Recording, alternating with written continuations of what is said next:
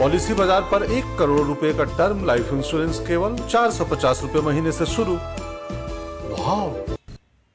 देश में old pension scheme को लेकर सियासत जारी है। राजस्थान के बाद छत्तीसगढ़ सरकार ने ओपीएस स्कीम लागू कर दी है। देश में कांग्रेस शासित राज्यों के अलावा पंजाब और झारखंड में ओल्ड पेंशन स्कीम लागू हो चुकी है। छत्तीसगढ़ में शुक्रवार को भूपेश कैबिनेट द्वारा पारित ओपीएस स्कीम के बारे में सरकार के मंत्री रविंद्र चौबे ने जानकारी देते हुए कहा कि ओपीएस और एनपीएस का लाभ लेने के लिए कर्मचारियों के पास विकल्प रहेगा। केंद्र सरकार से इस हेतु लगभग 17,545 करोड़ रुपया कर्मचारियों की निधि जो जमा है, हमने इसकी मांग की।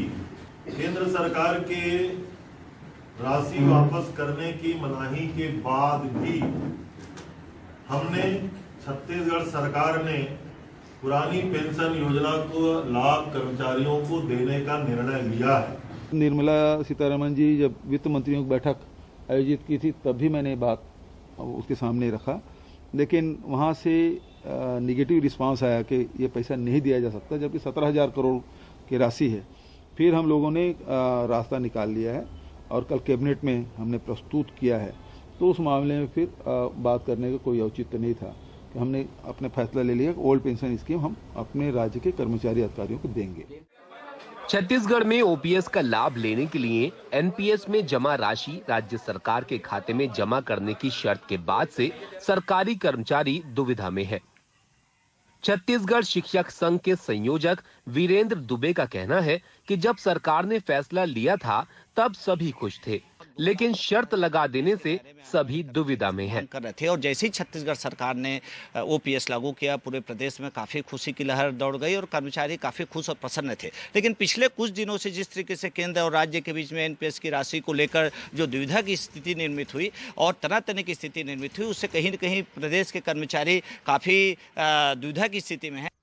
ओपीएस को लेकर भाजपा ने सरकार पर हमला बोलते हुए कहा कि राज्य सरकार ओपीएस के नाम पर कर्मचारियों को छलने का काम कर रही है। हमारे छत्तीसगढ़ के कर्मचारी साथियों को ये मोहरा बनाकर उनको उलझाकर न्यू पेंशन स्कीम और ओल्ड पेंशन स्कीम के बीच में ये अपना राशि दुरुपयोग करने की योजना बना रहे हैं। इनका दो ही उद्देश्य है, 14% राशि कर्मचारियों के खाते में जो दिया जाता था उसे ना देना पड़े, और दूसरा 2004 से 2022 तक 18 सालों में राज्य सरकार ने कर्मचारियों के खाते में जो पैसा जमा किया है उसका दुरुपयोग किया जा सके, उसको लेकर के दुरुपयोग कर सके, इसीलिए ये बातें कर रहे हैं।